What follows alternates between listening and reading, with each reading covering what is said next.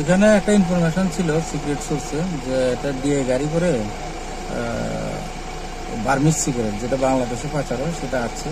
তখন এটাতে শুনছি যে আমাদের নাকা পয়েন্টও যে সাইন দিছিল, সাইন ভায়োলেশন করে আছে। তখন আমি জাস্ট মর্নিং ওয়াক করে অফিসে এসেছিলাম। তখন আমি স্টাফ নিয়ে যখন গেলাম কৃষ্ণগর চা বাগানের ওই যে মাঝখানের যে রাস্তাটা যে লেবাইয়ের মতো যে আছে ওখানে কাজ করছে রাস্তা, তখন আমরা গাড়ি সাইন দিলাম, ও সাইন মানলো না ট্রেনে, এবং ওদিকে একদম খুব স্পিডে একদম রাশলি চালিয়ে আসছে।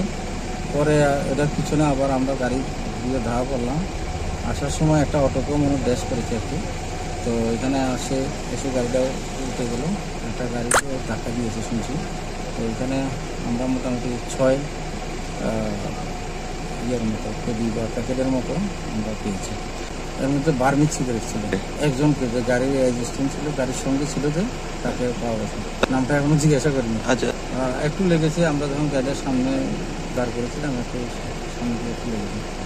দেখি এখন নিয়ে আমরা আইনি কারবাই করি।